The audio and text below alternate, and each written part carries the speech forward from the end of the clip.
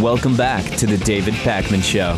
All right, make sure you're getting all the benefits of being a David Pakman Show member at davidpakman.com/membership. You'll get the podcast commercial free, the bonus show, access to the 5.5-year archive of shows. I get emails from people, Lewis, saying, how on earth did A, B, or C happen on April 1st, 2007, when the entire studio seems as if it completely fell apart? And yes, there are many more bloopers in the old days than there are recently, fortunately, even though we still have our fair share. Oh, plenty.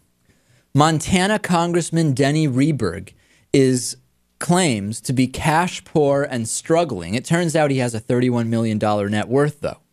Here he is at a town hall meeting, making the point, and the audio's not great on this, I do apologize, making the point that he just doesn't really have that much money. He's struggling like everybody else who has a $31 million net worth, I guess.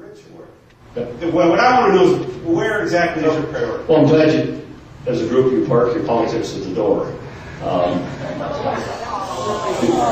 Because gratuitous shots like the rich like myself, which is a good...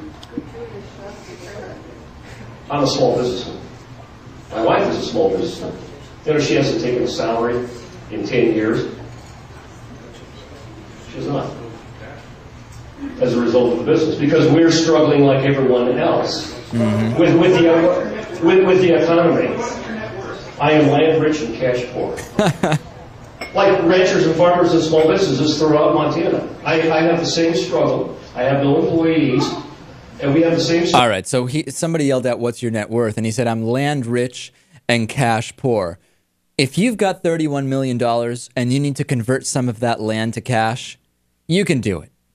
You can do it. I hope nobody's feeling bad for Denny Rehberg because he is so land rich, but so sadly cash poor, Lewis. He can barely make ends meet. Yeah, poor guy. Reminds me of Congressman Sean Duffy. Remember, he said he's struggling with his $174,000 a year salary because he's got the 6 kids and he's got the 2 houses, and I don't think his wife works, and just it's all very difficult for him.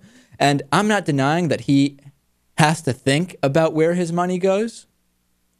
But there's plenty of people who have many kids and have liabilities that aren't making $174,000 a year, and many more who don't have $31 million in net worth hanging around.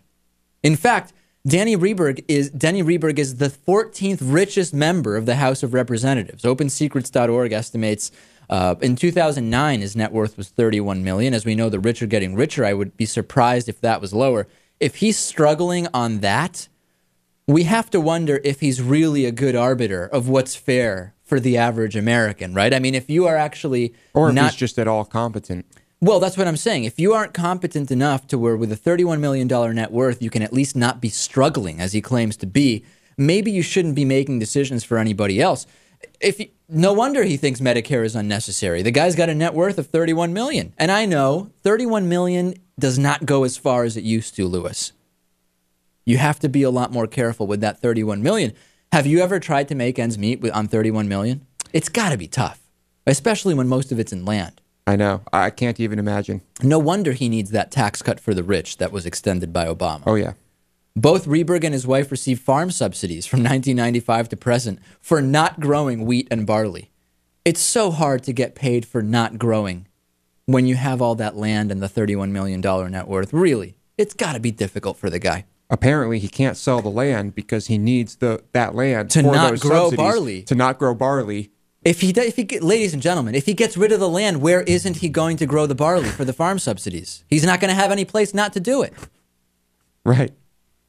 You're on the ball, Lewis. Amazing.